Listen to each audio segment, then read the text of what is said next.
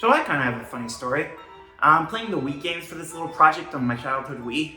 Would have been around 7 years old in 2006 when the Wii was first released, and like many children, I still thought Santa was real. Oh, spoiler warning for real life, Santa isn't real anymore.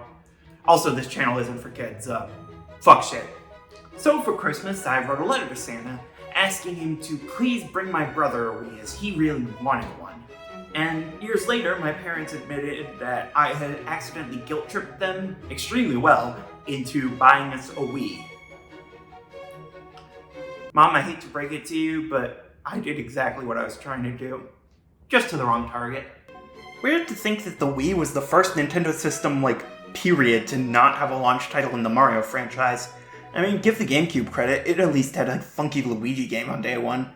Well, a little less than a year later, the next big 3D Mario title, Super Mario Galaxy, released to critical acclaim and commercial success. Sure, it wasn't the best-selling game in the series, and it paled in comparison to new Mario sales, but hey, it still sold more than 64 and almost twice as much as Sunshine. However, its big claim to fame these days is less so its sales numbers, which were decent but not ridiculous, and more from its critical response, Jesus Christ. This isn't just the best reviewing Super Mario game, or even the best reviewing Mario game in general. It's the second best reviewed Nintendo game, and according to Metacritic, the 6th best reviewed game, period. And it's not just critics either. Loads of Mario fans will, if given the opportunity, sing this game's praises to the high heavens. Even Nintendo itself, the official Nintendo magazine, Nintendo Power, rest in peace, their 20th anniversary issue cited it as the best Wii game. And then, in their very final issue, they listed it as their 3rd favorite Nintendo game ever, only under the ever-legendary Link to the Past and Ocarina of Time. Which in personal experience might mean they actually think it's their absolute favorite, but they don't want to deal with butthurt Zelda fans. Everyone absolutely loves this game. So, why? Why does everyone love this specific game so dang much? Probably because it's a great fucking game. So the game begins with Bowser kidnapping Peach.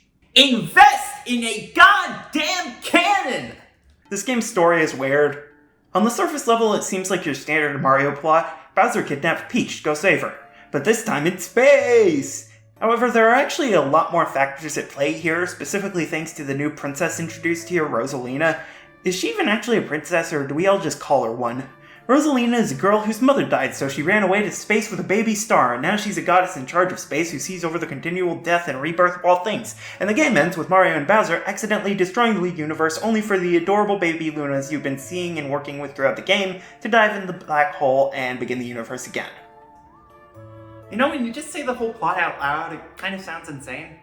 I actually like the weirder bend to the story here. It gives Rosalina a lot more depth than you would expect, and while the tone can definitely get odd, I think it makes the storyline here stand out a lot more from other entries.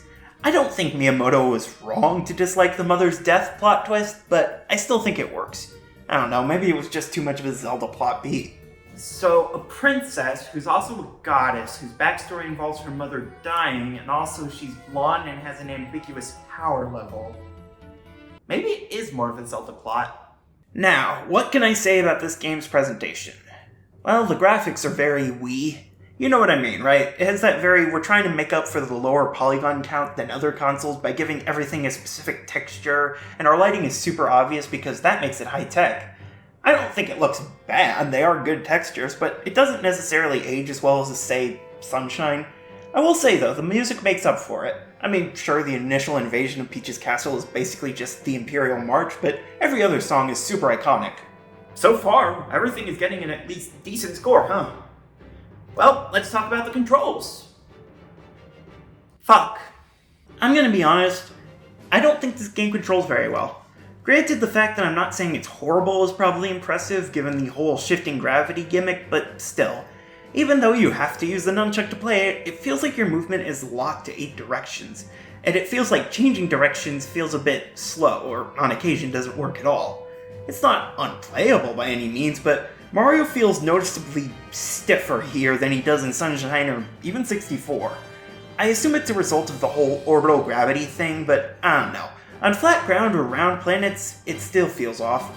There's very bare-bones camera control, which makes sense given the lack of an analog stick on the Wiimote. Just moving it left or right a set amount in some areas, or going into the first-person mode and using the nunchuck stick for that. I can live with it, even if it isn't ideal. There's lots of the pointer control stuff, which is, fine. I don't know, I don't absolutely hate the pointer controls, I think it works fine enough, but it's hardly the most fun. And then there are the full motion control-based segments. So fun fact, I fucking hate using the Wii's motion controls. Yeah, I think it's the biggest complaint everyone has with Galaxy, the manta ray, and especially the rolling ball segments. And yeah, they're bad. I don't get it, honestly. The pointer controls are fine, I don't mind a little waggle to spin, so why are the tilting sections so bad? Because the original Wiimote could do basic pointing and waggling really well, and actual nuanced tilting, not so much. This game's controls are far from perfect, but I could say the same about Mario 64. That game had rough controls, but the game built around those controls was a ton of fun. So, who's to say that's not the case for this game? I wasn't sure what to expect when I sat down on what I figured would be the first day of a week I would play the game over. I beat it the next day because I genuinely couldn't stop playing it. Holy shit, this game is so goddamn good. This is the first game I've played for this little project where I genuinely had trouble putting it down. The levels are so well made, they're more linear than in 64 or Sunshine, but you still get to explore them, and they all have these creative ideas. The boss fights are some of the most epic in the series. Even if the Bowser fights are simplistic, their presentation is on point. We have the first power-ups in a 3D Mario that aren't just Flood, and they let you turn into a bee or a boo, or you can get fire and ice flowers that give you projectiles, and for the ice flower, different ice abilities, but only for a limited time, so you better be careful how you use them. If you do the spin while running on ice, you start ice skating, which is faster than usual but harder to control. But if you just stop moving for a second or two, you can go back to normal walking. The game goes back to the set number of stars to unlock levels format from 64, so you don't have to put up with every level to beat the game if you don't want to. If you get all 120 stars, you unlock Luigi as a playable character for the first time in 3D, and he plays a little differently from Mario and acts as a form of hard mode. And if you get all 120 stars as him, you get to fly around the area from the game's intro, and it's so cool and I love this game so much! Seriously, this is the best Mario game I've played so far, hands down. I have less complaints about Mario World, but I also didn't have as much fun with it. Mario Galaxy might not be perfect, but it's still an incredibly fun ride. One I absolutely love. It's the only game so far where, even after beating it, I honestly kind of want to keep playing it. Maybe go for 100% completion. I probably won't do it now. I mean, I have 8 more games left to play, including its direct sequel. So, I'm not exactly lacking for Mario to play. But I still think this is one of, if not the best Mario games ever. Particularly because of how inventive it was. And they followed it up with a fucking punchline.